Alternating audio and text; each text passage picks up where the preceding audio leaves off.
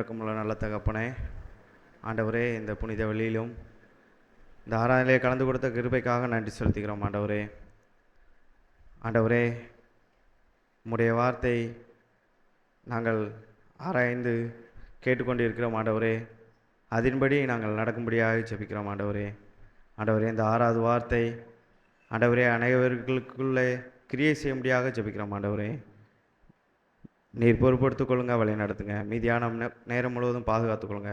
நீ பிரேசு கிறிஸ்துவலாம் ஜபங்கள் நல்ல பிதாவே, ஆமேன். ஆண்டவரும் உலக ரட்சகருமாகிய இயேசு கிறிஸ்துவின் நாமத்தினாலே உங்களை அனைவரையும் வாழ்த்தி வரவேற்கிறேன். எனக்காக கொடுக்கப்பட்ட வார்த்தை ஆறாவது வார்த்தை. ஆறாவது வார்த்தை என்ன வார்த்தை? முடிந்தது. It is ஃபினிஷ்டட். ஆண்டவராய இயேசு கிறிஸ்து அந்த வார்த்தையை எப்படி சொல்கிறார்னா, ஒரு வெற்றியின் வார்த்தையாக சொல்லப்படுகிறார். ஆண்டவர் சொன்ன ஒரு 7 வார்த்தையில் இந்த வார்த்தையை அவர் மிகவும் சத்தத்தோடு அவர் வெற்றியின் வார்த்தையாக சொல்லப்படுகிறார். அது கிரேக்க வார்த்தையில், அது கிரீக் வேர்டில் டெட்டலைஸ்டை அப்படிங்கிற வார்த்தை என்று பெயர் சுட்டப்படுகிறது. இது ஆதி காலத்திலே நம்ம ஒரு இடத்தை வாங்கினோம், ஒரு பொருளை நம்மிடம் பெற்றுக்கொண்டோம் அப்படின்னா, இப்பொழுது எப்படி பெய்டு அப்படின்னு ஒரு சீல் அடிக்கப்படுகிறதோ, அதே போல் ஆதி காலங்களிலே டெட்டிலஸ்டாய் அப்படிங்கிற கிரேக்க வார்த்தையில் அதை அடித்து அது கொடுக்கப்படுமா. அப்போது நமக்கு ஒரு பொருளை வாங்கும்போது இப்போ உள்ள காலங்களைப் போல் ஒரு அமௌண்ட்டை செலுத்தி அந்த பொருளை நமக்காக வாங்கி கொள்ள முடியாது. அந்த காலங்களிலே முழுவதுமாக அதுக்கு பணம் செலுத்தி அதை வாங்கி அதை வாங்கும்போது இந்த சீல் அடித்து அது கொடுக்கப்படுமா. மனிதர்களால் செய்ய முடியாத காரியத்தை ஆண்டவர் செய்து முடித்தார் இல்லையா? ஆண்டவர் பிதாவின் சித்தத்தை நிறைவேற்றி முடித்தார் இயேசு கிறிஸ்து இல்லையா? இயேசு கிறிஸ்து முடித்த காரியங்கள் என்ன காரியங்களெல்லாம் முடித்தார்? யாராவது சொல்லுங்க பார்க்கலாம். என்ன காரியங்களெல்லாம் இயேசு கிறிஸ்துவானவர் முடித்தார்? ஆண்டவர் மனிதர்களால் செய்ய முடியாத காரியம் மற்றும் அவர் செய்த மிராக்கிள், அவர் செய்த சுகம், எவ்வளோ என்ன வகையான எண்ண முடியாத காரியங்கள் இருக்கு இல்லையா? ஆனால் அவர் செய்த காரியங்களிலே முடித்தது பாவ பரிகாரத்தை முடித்தார். யாராவது எடுத்தவர்கள் வாசிங்கள். 2 கொரிந்தியர் 5:21 பின்பாகம்.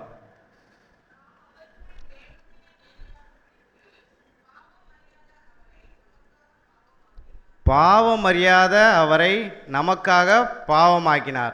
ஆண்டவராகிய இயேசு கிறிஸ்து அவர் பாவம் உள்ள மனிதரா? இல்லை, அப்படி தானே? ஆனால் நம்முடைய பாவங்களை அறிந்து அவர் பாவமானார். நம்முடைய பாவங்களை எல்லாவற்றையும் சுமந்து ஆண்டவருடைய சிலுவையில் அறையப்பட்டதுக்கு அப்புறம் ஆண்டவர் என்ன சொன்னார்? எல்லாம் முடிந்தது அப்படின்ட்டு சொன்னார். மனிதருடைய பாவங்கள் எல்லாவற்றையும் அவர் சுமந்து கொண்டு அவர் இடத்துல அடையப்பட்டதுக்கு அப்புறம் அந்த மற்றவர்களுடைய பாவங்களை நம்மளால் சுமக்க முடியுமா? மற்றவர்களோட வழியே நம்மளால் சுமக்க முடியாது. நம்ம மற்றவர்களுடைய பாவங்களை சுமக்க முடியுமா? யாராவது மற்றவர்கள் செய்த தவறுகளை நம்ம ஒத்துக்கொள்வோமா? ஒத்துக்கொள்ள முடியாது இல்லையா? ஆனால் ஆண்டவராய் இயேசு கிறிஸ்து அந்த இடத்துல என்ன பண்ணுகிறார்? பாவ பரிகாரத்தை முடிக்கிறவராக இருக்கிறார். இன்னும் கூட சாத்தானின் அதிகாரத்தை முடித்தார். யோவான் 12:31 வாசிங்க.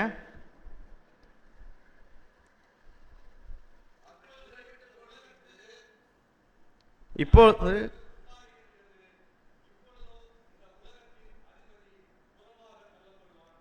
சாத்தானுக்கு என்னன்னா, எல்லா காரியங்களும் அவன் ஒரு பங்கிட்டு நான் ஒரு அதிபதியா அப்படின்னு அவன் நினச்சிக்கிட்டு இருந்தான். ஆனால் ஆண்டவர் இயேசு கிறிஸ்து பிதா அவருடைய குமாரனை அனுப்பி அவர் செய்த காரியங்களை கண்டு அவன் என்ன பண்ணுறான்? தள்ளப்படுறான், புறம்பே தள்ளப்படுகிறவனாக காணப்படுகிறான். முதலாவது என்ன காரியம் பார்த்தோம்? பாவ பரிகாரத்தை முடித்தார். ஆண்டவராய் இயேசு கிறிஸ்து அநேக காரியங்களை முடித்தார். அதிலே பாவ பரிகாரங்களை முடித்தார். சாத்தானின் அதிகாரத்தை முடித்தார். யாராவது ஒரு நம்ம பண்ணுற காரியங்களில் சாத்தான் நம்மளிடம் ஒரு ஏவுனானா நம்ம அதை பண்ணாமல் இருக்க முடியாது இல்லையா? ஆனால் ஆண்டவர் எத்தனை இடங்களில் ஆண்டவருக்கே அவ்வளோ சோதனை, அவ்வளோ ஒவ்வொரு வஞ்சனையை ஆண்டவரை சோதிக்கும் போது ஆண்டவர் என்ன பண்ணார்? அந்த இடத்துல கடிந்து கொண்டு போனார். அதே போல தான் ஆண்டவர் அந்த உலகத்துக்கு வந்து இதை ஜெயிக்கும்போது அதிபுகளை தள்ளினார். மூன்றாவது நியாயப்பிரமாணத்தை நிறைவேற்றியது. மத்தேயு 5:17 வாசிங்க.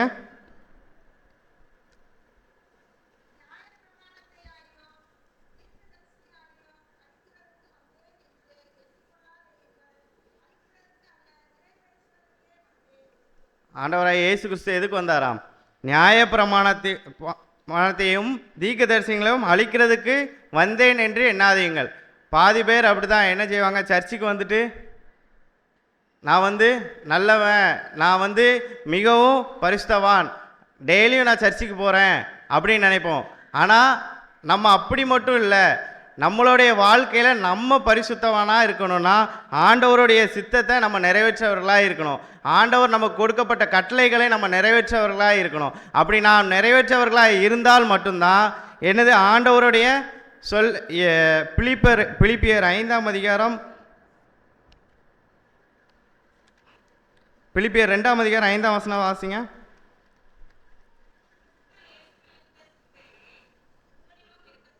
கிறிஸ்து இயேசுவில் உள்ள சிந்தை உங்களிலும் இருக்க கடவுது. ஆண்டவருக்கு எவ்வளோ சிந்தை இருந்துச்சு. பிதாவின் சித்தத்தை நிறைவேற்றணும், பாவிகளை ரட்சிக்கணும், எல்லா காரியங்களுக்கும் நம்மளுக்காக ஆண்டவர் மனித ரூபம் எடுத்து வந்து இருந்தார். நம்ம இப்போ ஆண்டவருடைய சித்தத்துக்காக இருக்க வேண்டும். இந்த வசனத்தின்படி கிறிஸ்து இயேசுவிலிருந்து சித்தத்தை உங்களில் இருக்க கடவுது.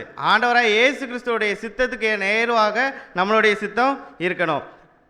அது மாத்திரமல்ல, இப்போ ஆண்டவர் இந்த காரியங்களெல்லாம் முடித்ததுக்கு அப்புறம் நமக்கும் பிதாவுக்கும் உள்ள உறவு புதுப்பிக்கப்படுகிறது. மத்தேயு 27:51 வாசிங்க.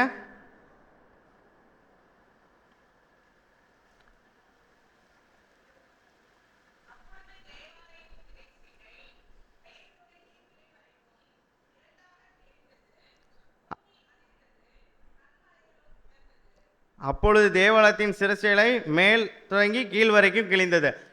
நம்முடைய ஆண்டவர் எல்லா காரியங்களையும் நியாயப்பிரமாணங்கள் எல்லா காரியங்களையும் அவர் முடித்து விட்டு போனதுக்கப்புறம் பிதாவுக்கும் மனிதர்களுக்கும் உள்ள என்னது கனெக்ஷன் வந்து அவர் மட்டும் சிலுவையில் அறையப்படையில்லைன்னா நம்ம இப்படி ஆண்டவரை ஆராதிக்க முடியாது இல்லையா?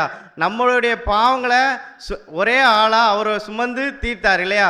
இல்லைனா அந்த ஆதி காலங்களில் பழையப்பாடு காலங்களில் என்னென்னா ஒவ்வொரு பாவத்துக்கு ஏற்றாக ஒவ்வொரு சீட்டு ஒவ்வொரு பலி செலுத்த வேண்டியிருக்கும். நீ இப்படி ஒரு பாவம் பண்ணால் அதுக்கேற்றாப்ப பலி செலுத்தணும். ஆனால் ஆண்டவர் நமக்காக சிலுவையில் அறையப்பட்டதுக்கப்புறம் என்ன செய்கிறோம்? நமக்கும் பிதாவுக்கும் உள்ள உறவு வந்து புதுப்பிக்கப்படுகிறது.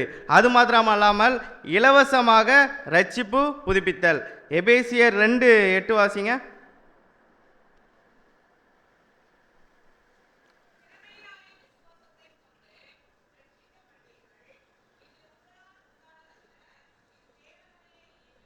கிருபையினால் விசுவாசத்தை கொண்டு ரட்சிக்கப்படுவீர்கள்.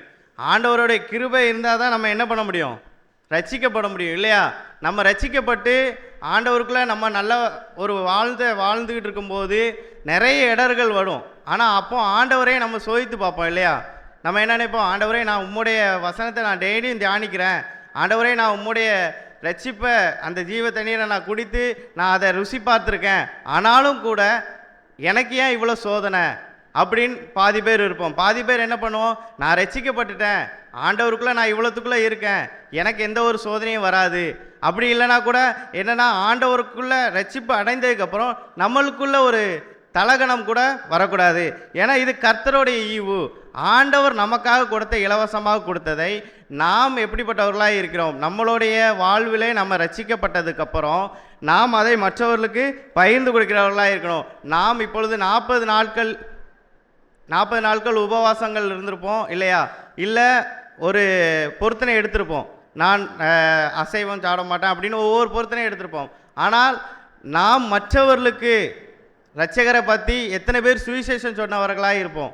யாராவது ஒருவராவது சொல்ல முடியுமா? நான் 40 நாளில் ஒரு 5 பேருக்காவது நான் சுவிசேஷம் சொல்லணும், 5 பேருக்காவது ஆண்டவருடைய ரட்சிப்பை நான் சொல்லி ஆண்டவர் ஆலயத்துக்கு கூட்டு வரணும் அப்படின்னு யாராவது இருந்தீங்களா? அது கேள்விக்குறிது. ஆனால் ஆண்டவர் நமக்கு ஒரு தேவைப்படுகிறதுனா அப்போ என்ன செய்வோம்னா, இதுதான் நேரம் 40 நாள், நான் இப்போ உடம்பு குறைக்கணும் 40 நாள் அப்படின்னா இது ஒரு பாஸ்டிங் இருக்கேன், காலையில் சாப்பிட மாட்டேன், கேட்டால் அந்த நேரம் ஜோம் பண்ணிக்கிறேன் அப்படின்னு ஆண்டவருடைய நாமத்தை நம்ம கொச்சப்படுத்துகிறவர்களாக இருக்கிறோம். ஆனால் நம்ம அப்படிப்பட்டவர்களாக இருக்கக்கூடாது. நம்ம இந்த 40 நாட்கள்லையும் ஆண்டவர் பாடுபட்டதை மற்றவர்களுக்கு சொல்லி, ஆண்டவர் நமக்காக சிலுவையில் அறையப்பட்டார், நம்முடைய பாவங்களுக்காக அவர் சிலுவையில் சுமந்தார் அப்படின்னு மற்ற இதை விட்டு நவுண்டு போனாலே அநேக ஜனங்கள் இருக்கிறார்கள் இல்லையா? பாவ வாழ்க்கையில் சுமந்து எவ்வளோ பாவ காரியங்களை செய்து வந்துட்டு இருக்கா. ஆனால் நாம் அவர்களுக்கு சுவிசேஷத்தை சொல்லுகிறவர்களாக இருக்க வேண்டும். அது மாத்திரமல்ல, தொடர்ந்து 9ஆம் வசனம் வாசிங்க.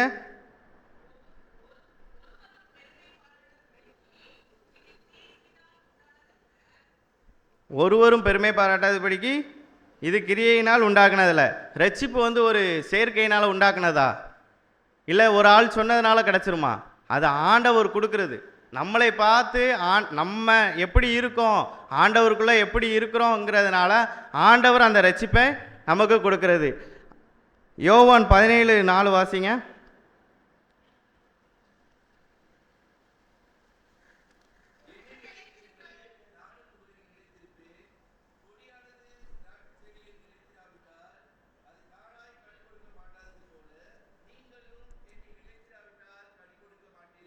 நம்ம ஒரு ரட்சிப்பை அடுத்தவங்களுக்கு சொல்கிறோன்னா நம்ம ஆண்டவரோட இடத்துல நம்ம என்ன செய்யணும்?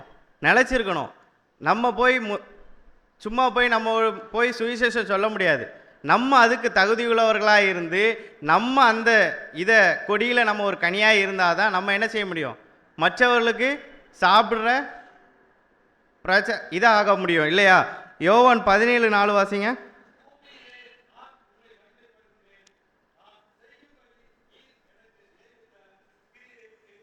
பூமியிலே நான் உண்மை மயப்படுத்தேன். ஆண்டவராக இயேசு கிறிஸ்து பூமியில் வந்ததுலேருந்து பிதாவை எந்த இடத்துலையாவது இது பண்ணாரா? மகிமைப்படுத்தாமல் இருந்தாரா? எந்த ஒரு காரியம் 5 அப்பம் 2 மீனை எடுத்து யாருக்கு நேராக நீட்டினார்? இயேசு கிறிஸ்து பிதாவுக்கு நேராக நீட்டினார் இல்லையா? எல்லா ஒரு காரியம் காணா ஒரு கல்யாணத்தில் என்ன செஞ்சார்? பிதாவுக்கு நேராக தான். முதல் அற்புதத்தையும் என்ன செஞ்சார்? எல்லா இதுலேயும் பிதாவை மகிமைப்படுத்தினார். நம்ம யாரை மகிமைப்படுத்துகிறவர்களாக இருக்கிறோம்? நம்ம ஒரு கல்யாண வீட்டாக இருந்தாலும் சரி, ஒரு வீட்டில் ஒரு ஃபங்க்ஷனாக இருந்தாலும் சரி, ஆண்டவரை நம்ம மகிமைப்படுத்துகிறவர்களாக இருக்க வேண்டும். ஆண்டவராக இயேசு கிறிஸ்து அவருடைய சித்தத்தையும் அவருடைய வேலையை அவர் சிறப்பாக செய்து நமக்காக சிலுவையில் அறையப்பட்டு எல்லாம் முடிந்ததுங்கிற வெற்றி முழக்கத்தோடு அவர் கடந்து சென்றார். ஆனால் நாம் எப்படிப்பட்டவர்களாக இருக்கிறோம்? தினந்தோறும் மாதந்தோறும் ஆண்டவருடைய வார்த்தையை கேட்கிறோம். நமக்காக கொடுக்கப்பட்ட வாக்கியங்கள், சட்ட வாக்கியங்கள் கொடுக்கப்படுகிறது. ஆனால் அந்த வாக்கியங்கள் படி நம்ம நிறைவேறுறோமா, நம்ம நடக்கிறோமாங்கிறதை நாம் சிந்தித்து பார்க்க வேண்டும். அது மாத்திரமல்லாமல் 2 தீமோத்தேயு 4:7 வாசிங்க.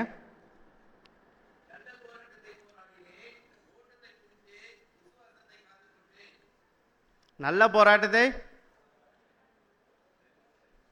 இப்போ நம்மளுடைய காலங்களில் நம்ம சொல்ல முடியுமா? நான் இதுவரை நல்லது செஞ்சேன், என் வாழ்க்கையை நான் இதோட முடிச்சுக்கிறேன், ஆண்டவருடைய ஜீவ கிரீடத்தை பெற்றுக்கொள்ள முடியுமா? அது தொடர்ந்து அடுத்த வசனத்தை வாசிங்க.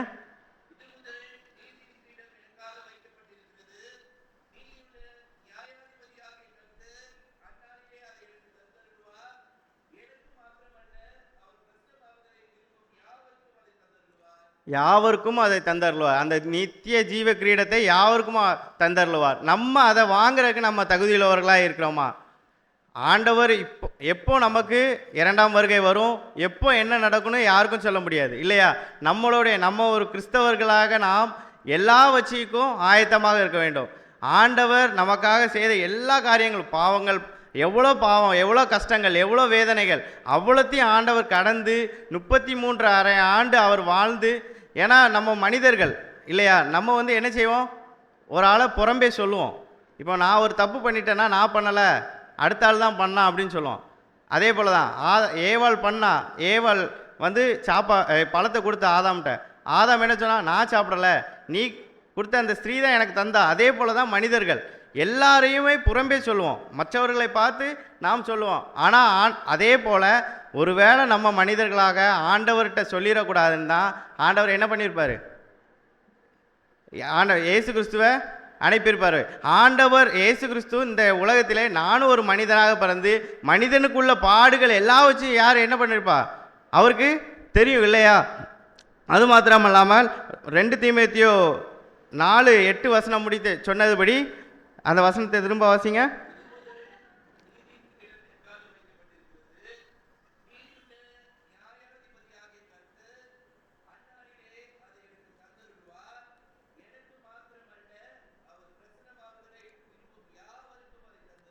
நாம் அந்த தீவ கிரீடத்தை பெறுகிறவர்களாக நாம் இருக்கணும்.